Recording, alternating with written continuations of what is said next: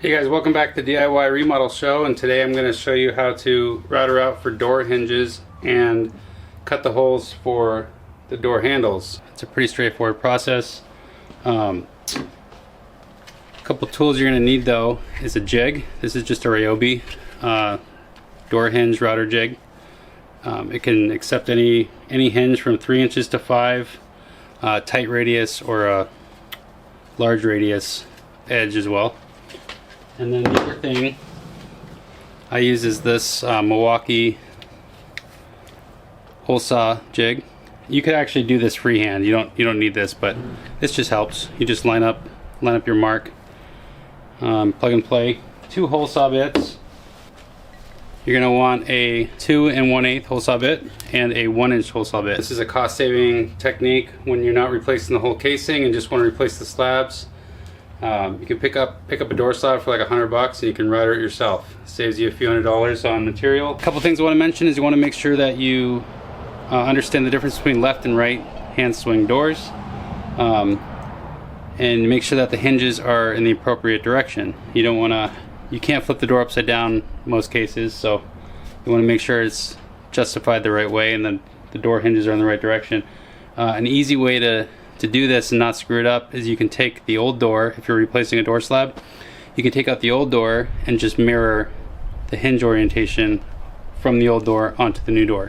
The first thing I did is I went inside and I measured all the hinges, where the hinge locations were, and as well as the handle location, and I pulled all my measurements from the top of the door. So make sure that you specify when you're writing your measurements down that you pull off the right, either pull off the top or the bottom. Okay, so I'm pulling off the top, and for my first measurement, I'm 7, 10 and a half.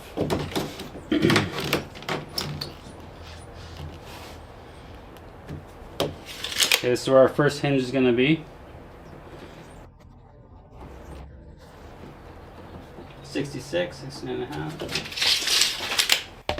So it's important on this that you set your jig to the correct hinge dimension. So this one goes all the way from 3 inches to 5 inches. I have it set at 3 1/2 because that's the height of the hinges we're using. And then also, if you're using a hinge has a bigger round over, they have these little inserts. These inserts pop out and they go in the corners. You flip them around, and that'll give you a bigger corner if that's the kind of style hinge you're using. Okay, so this first door we're doing is a left swing, so I'm going to position this jig so the opening's here, so this way the back of the hinge is going to be right here where the pin is, and that's going to be to the inside of the room. So this will be against the door jamb. That way the hinge will be on the back side and this will open in on a left swing. You want to measure this distance here, and I got 3/4 of an inch. So in my router, get my 3/4, and I add about an eighth plus, so just under an inch there, about a 1/16 under an inch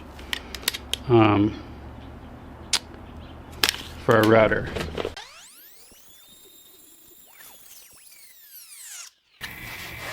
Okay, now I'm going to pull my measurement. So you got 44 on center for my jig. Okay, I'm using this Milwaukee door handle jig. Also with this, you want to make sure that this is set to the correct spot for the door handles that you got. Has 2 options. It's like 2 3/8, I think, and 2 1/2 on center. So make sure that's correct as well. And now I'm just going to line up this arrow with my mark.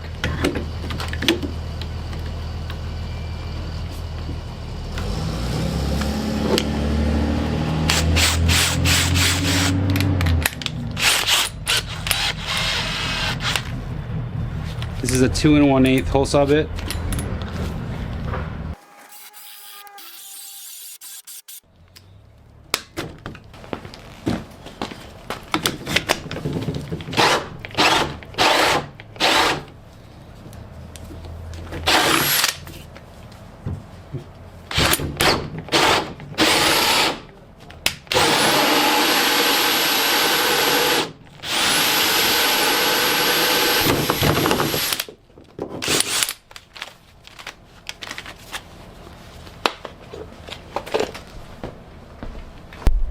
Yeah, I'm having a hard time with the cold. The batteries seem to be cold and they're getting choked up.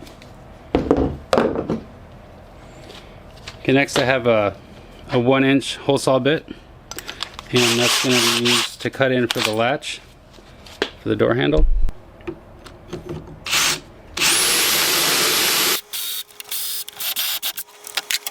Alright, we're not messing around anymore.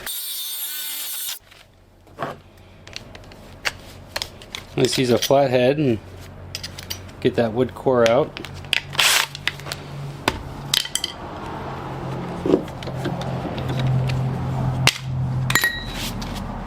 Hey, thank you guys for watching. Please subscribe and follow for more.